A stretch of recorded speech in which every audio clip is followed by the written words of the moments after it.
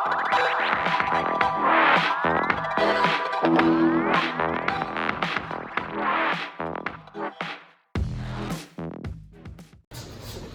वालेकुम, मैं हूं अली रज़ा और आज मैं डिस्कस करूंगा एक वीडियो है रिच डैड पुअर डैड।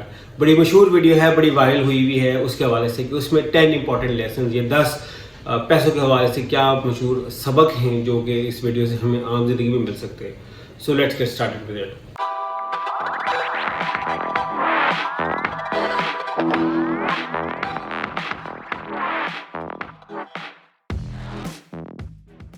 अगर आपने अभी तक मेरा चैनल सब्सक्राइब नहीं किया तो मेरे चैनल को डेफिनेटली सब्सक्राइब करें और बेल आइकन का बटन भी दबाएं।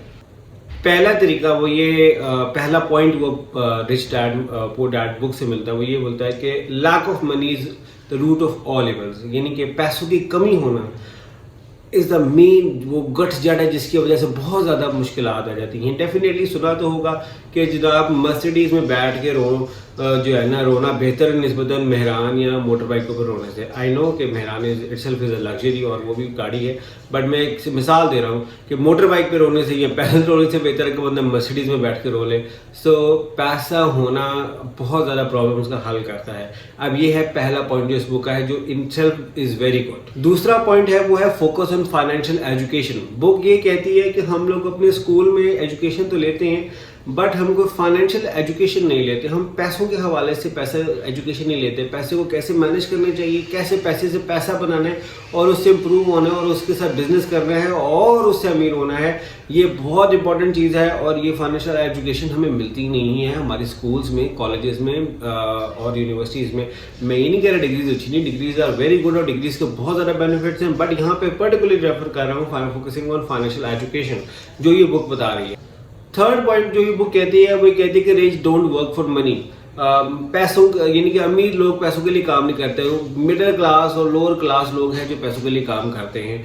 वो कहती है कि अमीर लोगों के लिए पैसा उनके लिए काम करता है, यानी कि पैसा उनके लिए और बिजनेस जनरेट करता है। वो पैसे से और जो है ना उनके काम आते हैं, लोग उनको जानते हैं, फेमस होते हैं, उनके काम और निकलते हैं, उससे और बेनिफिट मिलता है। एक है कि हम पैसा कमाने के लिए मेहनत करें, एक है कि पैसा हमारे लिए मेहनत करें और हमें वो और से और कमा के दे।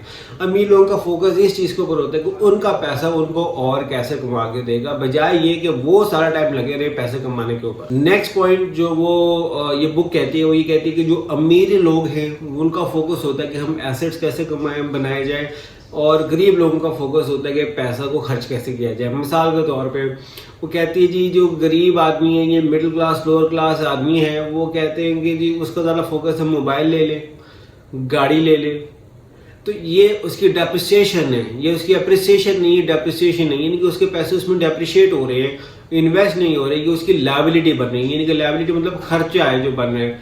और अमीर लोगों का फोकस होता है कि वो एसेट्स बने हुए हैं, प्रॉपर्टीज एक्वायर करें, बिजनेसेस एक्वायर करें, इन्वेस्टमेंट्स करें।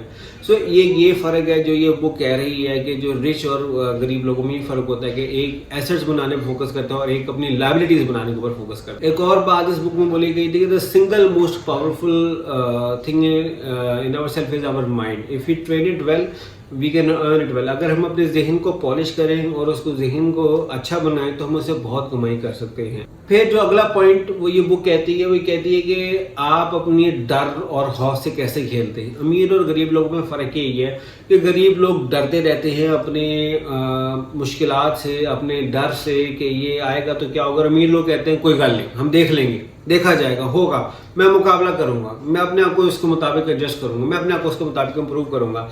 So again this is a very good lesson from rich dad poor dad book. फिर एक और चीज़ वो ये बुक कहती है वो ये कहती है कि जो पुअर और गरीब लोग हैं वो फाइनेंशियल सिक्योरिटी के हवाले से बड़ा कंसर्न होते हैं। जो अमीर लोग होते हैं वो फाइनेंशियल फ्रीडम के बारे में बहुत सोचते हैं।